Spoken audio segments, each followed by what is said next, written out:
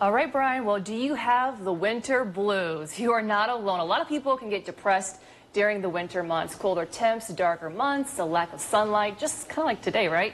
Well, we're talking about how winter weather can impact your health. Joining me today is Dr. Brian Curtis with OSF. Thanks for being with us. Oh, thank you. All right, so seasonal affective disorder. How do you know if you have it and how can you fight it?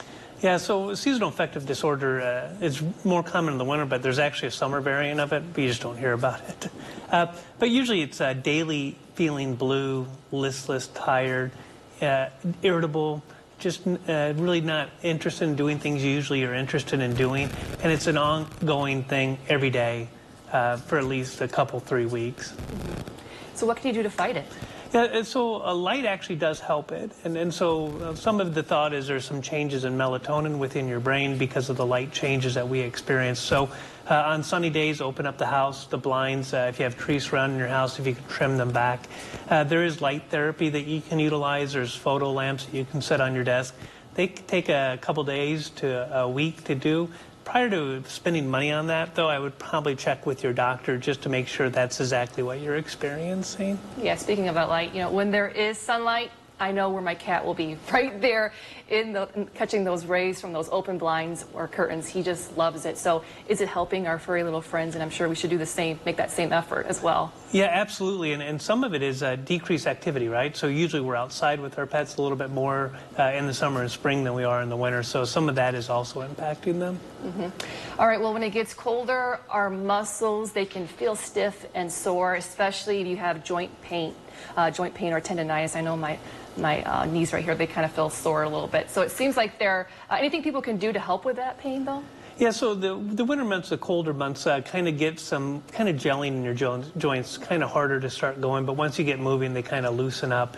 And so a lot of it is stretching is also very helpful when you get into that, strength training. Making sure that you actually are staying fit and not decreasing on it. Actually layering up and keeping the joints warm, and then discarding layers as you kind of warm up within that. And then the other piece is sometimes they talk about like foods rich in omega-3 fatty acids as anti-inflammatory properties will help decrease some of that. Okay.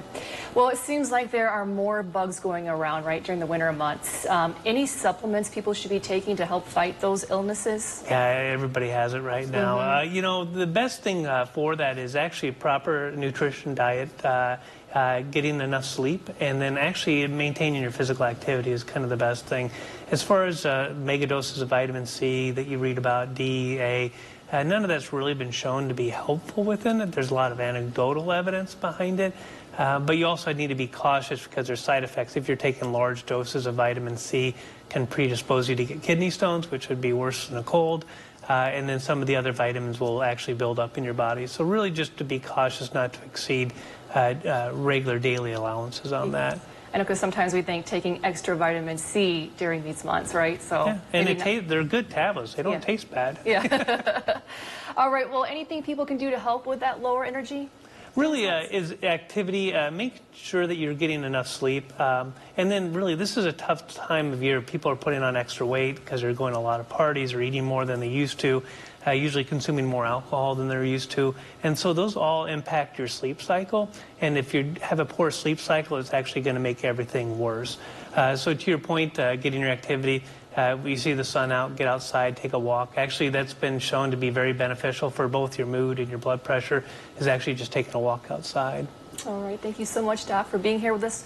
An important conversation. Hopefully it helps, and we'll be right back after the break.